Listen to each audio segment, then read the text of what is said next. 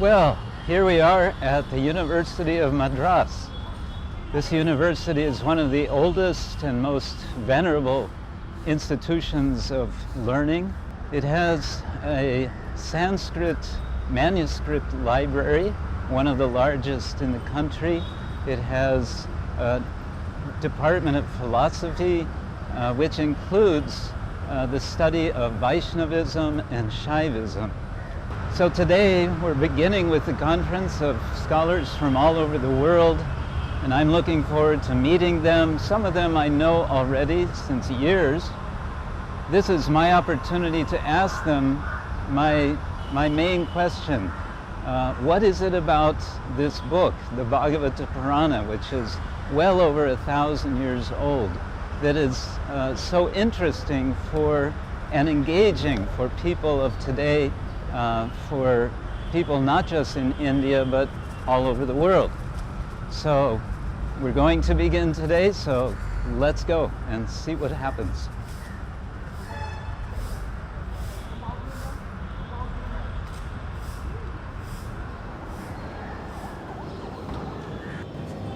Professor John Stratton Hawley is a professor of religion at Barnard College at Columbia University in New York.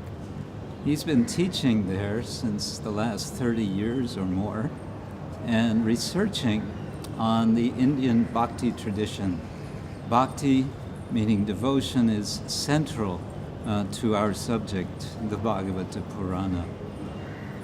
Professor Hawley traces the various currents of the bhakti tradition as it appears in later literature, in vernacular literature, especially in the Brajabhasa language of North India, of Vrindavan, which is the home of Krishna, as described in the Bhagavata Purana. So it's very important for us that we hear from him his perspective on the effects, you can say, the reverberation, I like to say, of the Bhagavata Purana through the centuries. So nice that you're with us, Professor Hawley. Thank you for coming to this conference. Thank you. I'm glad to be here, of course. Maybe you could say something about what you're going to present on, Oh, Lord. to start with. So this is presuming I know what I'm going to present on. Yes, I'm going to speak as an outsider to this conference.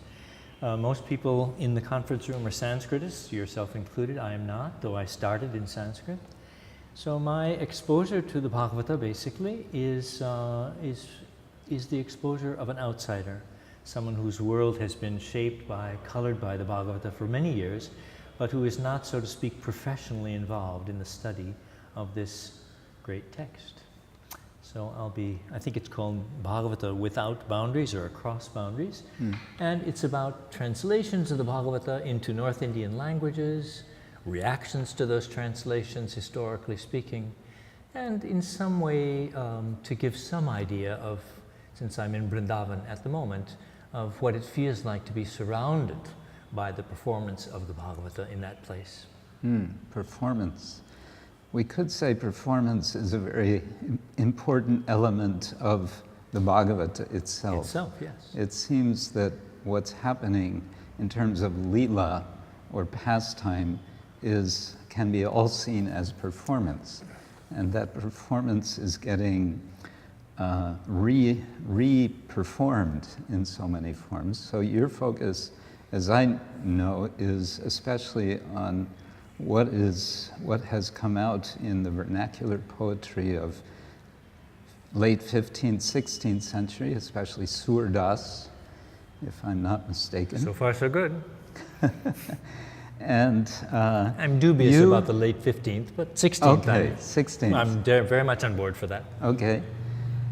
And you wrote a wonderful book some decades ago, dare I say, called Krishna the Butter Thief.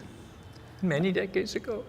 Which I've enjoyed very much, focused especially on Surdas's poetry about this particular Leela of Krishna. And in performance, actually, we were also taking a look at the Rasa Leelas of Vrindavan and how that particular motif appears on stage.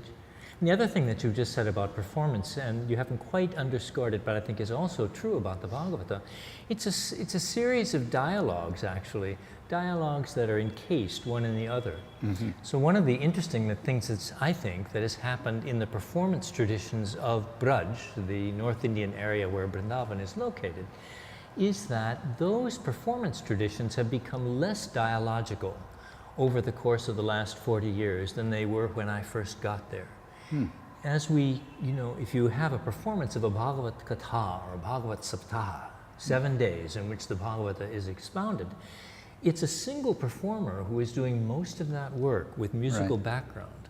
Whereas in the Ras Leelas, the whole thing is set up in terms of dialogue. Right. So in some ways, the dialogical feature, that particular aspect of performance study, you could say, has fallen victim to, I'm not quite sure what, but probably some of the other people that you'll be talking to will have some theories about that. Okay, you're not going to venture a theory I won't on go it. there quite yet. Not yet. But I know you'll be talking probably to Srivats Goswami, perhaps? Yes. No? Yeah, good, okay. Well, he's an interesting case because he's a Bhagavat performer himself, but he performs with his wife. So you have the samvad, the discussion actually, at least musically speaking, built into that particular performance. But he's the exception to the rule. Very interesting. Speaking of keeping with the Damodar Leela, as it's called, the butter thief, why do you suppose this is such a popular story? From the Bhagavata, but it's endured in so many other forms. Oh, not just endured. The Bhagavata is sort of the kernel of it. Yeah. But it's vastly exploded. I don't know. I attempted some answers to that question 30 or 40 years ago. I think it's partly the messiness of the story. Here you see this kid with this is butter, by the way, as you know, not butter in the sense of land of lakes as we have it in the United States. I don't know what you do in Britain. This is a very messy kind of butter. It's a liquid substance. Yeah. And the fact that it's liquid and that it can get all over him is a part of the aesthetics of the butter thief. Yeah. But it's only a small motif in the Bhagavata, so how do we get from there to the fact that if you buy a standard edition that's published by Gita Press today of the Bhagavatam, whose image do we see on the cover? It's not the Lord fighting the battle of the Mahabharata. It isn't someone like Ambarish. It's the butter thief. It's a crazy thing. This tiny motif in the Bhagavatam has taken on a life of its own. Yes. What can we say about that motif as a way of representing divinity? I ask this because, I'm thinking we're presenting this to Westerners who have a notion of divinity which is very much informed by the Abrahamic traditions, and this seems to be as far away from that as you can get. And yet now this image is coming west. It's catching to some extent. What do we make of that? Well, in my own life story, you got it exactly right. I grew up as a Protestant, and so, it was a great relief to me to encounter a religious tradition that felt that religion was at least as much about play as it was about work. This was a big relief to me. So, the butter thief, it's just play, play, play. But the other thing that's going on there, and it's going on in a childhood moment, so that's an interesting facet all its own, is, what is this butter? Well, it's, it's milk, so it's the most concentrated, viscous, interestingly spreadable form of milk. But it's milk, and what is milk? Milk is the female substance, given only under conditions of love. You have a cow who is being milked. What can you do? You can bring an effigy of a calf, and the mother cow can be persuaded to give milk. So it's all about the sort of the givenness of the world, all the sort of wonderful milk that brings us to be who we are. And then we have the Lord in the position of being the thief of that milk. What is this supposed to mean? At the very least, it's very different from Protestant notions of the religious structure of the world that I grew up with. Indeed. Yeah. And the parallel motif in the Bhagavatam, at least as important, is where Krishna, as a little child, starts eating, as little children will do, starts eating mud. He starts eating the dust of the earth right in front of him. And we've all seen kids doing that. And what does the mother do? She says, stop, don't do, you stay away from that stuff. And when she gets in his way, so to speak, he begins opening his mouth to her. Yes. So that she can see what he's actually eating, and you know how the story goes. Yeah. In that mouth, she sees the entire cosmos open before her eyes, coming out of the mouth of her child, and she gets quite frightened. And another motif asks him actually to close his mouth again. So she sees herself. And she sees herself. That's right. Inside. Yes. So what is happening in this whole drama of being involved with children? I'm not sure we know the answer, but we know that it's something cosmic. Something cosmic. And it's some kind of turning of all relationships inside out, isn't it? Yeah. Yes. Now, you've also done a lot of study of what a lot of people call the bhakti movement. And yes, I confess. I think maybe you do some deconstruction of that idea. Yes, I also confess. I sometimes tell students that there are so many streams of religion in India, bhakti being one of them, tantra another, and yoga another. But if we look more closely, what do we see? We see maybe something like a delta with so many streams crisscrossing each other. And this gets even more complicated because of so many different texts. Is it fair to say, and we're not supposed to ask yes or no questions, is it fair to say that the Bhagavatam is somehow foundational to these currents of bhakti that seem to flow through the centuries after the Bhagavata? Well, I think one of the remarkable things about the Bhagavatam is that, just in terms of the three strands that you mentioned, it's a text that is argued over by people who represent in their primary orientations those three strands, and others too. The Advaitin orientation, the non-dual orientation would be still another. So the fact that the Bhagavata is argued about in those terms is, I think, a very important fact. But you were talking about the bhakti movement, and that's another very fascinating aspect of the impact of the Bhagavata as a central text in Indian religious history. You could even argue the central text. That it has spawned a much briefer document. As you know, it's called the Bhagavata Mahatmya, a study of the glory of this text.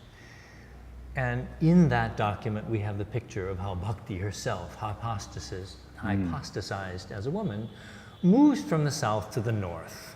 And she's rejuvenated in Vrindavan, and most people usually forget that she goes on from there to Haridwar, which is at the gate of the Himalayas. So it's a story that tells the entire geography of India while presuming to tell its significant religious history as well. I think it's very significant that that comes in the context of a document that is intended to play up the glories and the sort of power of the Bhagavata itself. So in that basic story of the Bhakti movement, which everyone knows, we have already a kind of genuflection toward the Bhagavata as a parent text. It's a remarkable thing. And it's the performance of the Bhagavata that then ends up saving some of those lost elements that you were talking about. Jnana, knowledge, vairagya, religious discipline, saves them from a life of loss. Dharma is also a big topic in the Bhagavata. It's in the Bhagavata, but it's not particularly in the Mahatmya. Oh, okay. So you mentioned that the Mahatmya goes from Vrindavan then eventually to Haridwar. On to Haridwar, but it begins in the south. That's the thing. So it ends in Haridwar. Is that to indicate jnana? is, Well, it is may well important, be. or yoga? Well, I don't know. Certainly both jnana and yoga come to life as we get there, but it takes bhakti to bring them to life according to the point of view of the writer of the Bhagavata Mahatmya. Yeah. And by the way, it turns out to be a relatively recent text. Yes. Beginning of the 18th century, that's right. And we're here in Chennai, actually. It was in Chennai that I came to talk with the people at the Catalogus Catalogorum. Shanidada Dash will actually be at our conference. And that document, which has been tended by Madras University over the years, is one of the fundamental places for trying to, for Sanskrit documents in particular, trying to find out how old things are, how they're spread around the subcontinent. An enormously helpful resource. So we're actually in the building where that work was done for many, many years and continues to be done. Very good. We were talking about Vrindavan a few moments ago. So I've had the good fortune to be back in Vrindavan for the last 3 months. I've traveled some, but I've been there a lot. And one of the amazing things that one sees as one goes around Vrindavan these days is that there are posters just everywhere. Big, big illustrated posters. And they're about various things. Billboards, that's right. Billboards. They're about various things. There's about real estate that you should buy because the price of land is just skyrocketing in Vrindavan. It could be about real estate. Could be about, you know, the kinds of medicines that you should buy. Patanjali, please. But very likely, more than anything else, and it could be about politics, but more than anything else, you're going to see huge billboards that are about the Bhagavata, about the performing of the Bhagavata Purana in 7 days. It's just amazing. So what do we make of that? Does a Bhagavata performer have to demonstrate his or her bona fides by appearing in Vrindavan so as to perform the text there where it, you know, where it's heading according to the story of the Bhagavata Mahatmya? What is it about? In any case, it's just everywhere these days. And when I came there 40 years ago, nothing. Yeah, I had the same experience. It seems like everyone is jumping on the bandwagon, in effect. Including yourself, if I may say so. Oh? Well, look at this conference. Yes, you can take it that way, I suppose. It's not a bad bandwagon. No, it's not a bad. Lots of music if there. you're going to have a bandwagon, make it about the Bhagavatam. There you are. Yes. I want to ask another question about Surdas. Okay. He doesn't only speak about Krishna the butter thief. He also speaks of Krishna in other activities. Absolutely. Such as, can you say something? Oh, it goes all the way through his, all the episodes of the Mahabharata are there as well.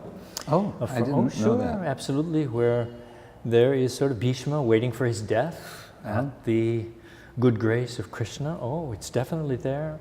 There's a Ramayana inside the Sursagar. And there are many, many poems where he speaks, so to speak, as himself.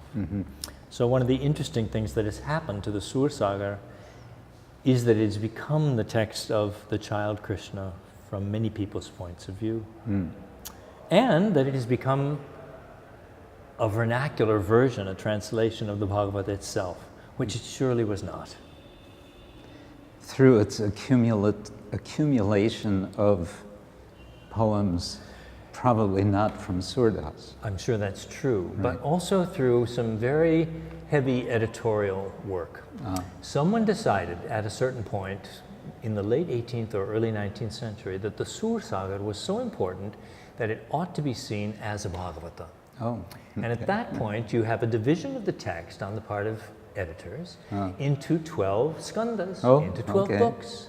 Then you had the problem of the fact that the Sursagar doesn't actually have very much in it that would be appropriate to the 4th or the 5th book. So one had to create those poems on the spot. And you even have poems which will explain how it was that Surdas got the message through Shuka and others. So it's a fascinating process, not just in our period, but also 200 years ago, whereby the Bhagavata had become so important in the Sanskrit-based consciousness of Indian religiosity, that the Sursagar, as a vernacular document, as a Brijbhasha document, had to be aligned in such a way that it would speak the Bhagavata, even though it didn't seem to be speaking the Bhagavata at all. And so the authority of the Bhagavata goes in that direction, but then the Sursagar becomes a work in itself of authority, which in effect brings people who go to the Bhagavat Saptaha with particular expectations. Absolutely true. And then Bhagavata performers performing accordingly, I suppose. Absolutely true, which takes us back to the butter thief. But I think an important point that you've made there is that Surdas, as the great poet of Brijbhasha, which is the region where Krishna, chose to live, so Brijbhasha is his language in a way that even Sanskrit is not, you could say. Surdas, as the great poet of Brijbhasha, then lends credibility to the Bhagavata as the text you have to know. Right. That's also what's happening when the Sursagar is refashioned as if it were the Bhagavata.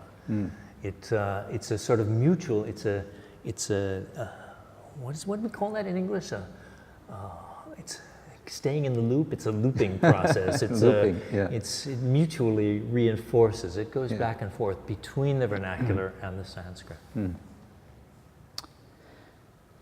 Would you have any thoughts about the fact that the Bhagavata, and let's say broadly taken, but in particular the Bhagavata text, has migrated not only out of India to the West, to Russia. There's now an edition in Chinese. Do you have any thoughts about this? What is this? What to think about this? Yeah.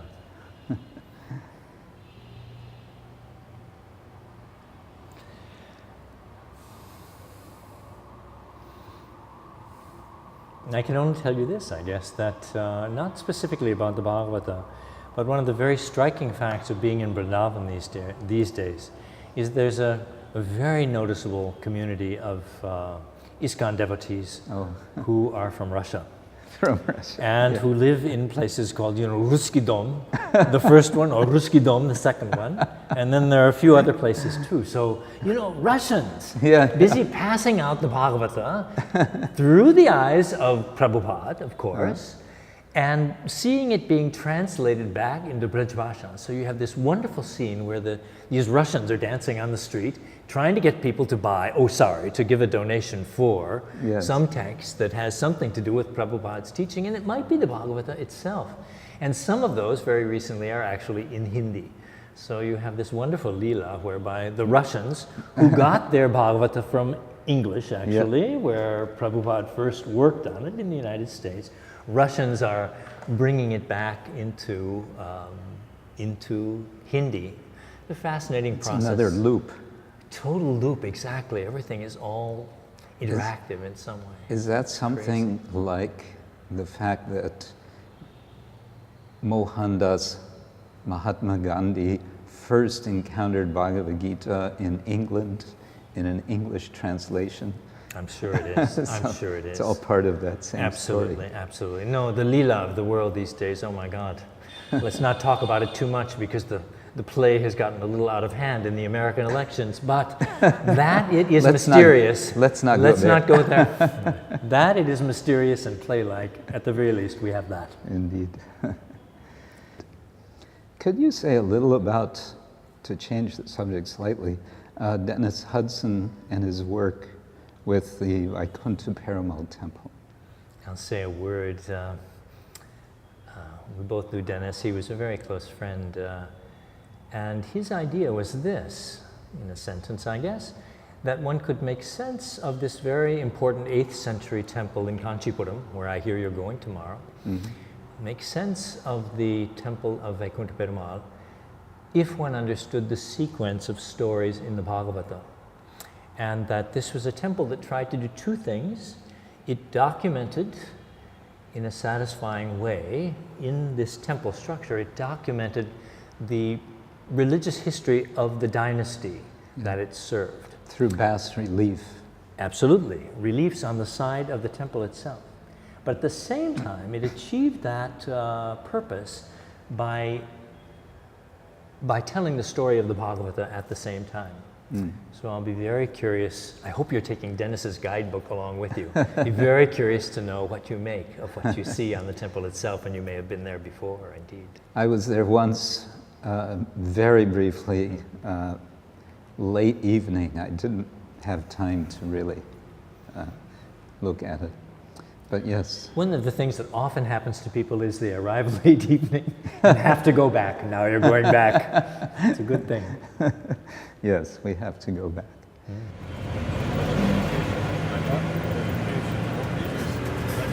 Huh?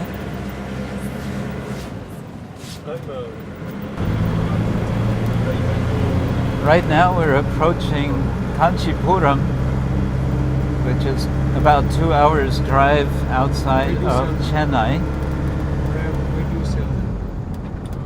We're heading for the Vaikuntha Perumal Temple, where we want to do some interviewing of a couple of our scholars.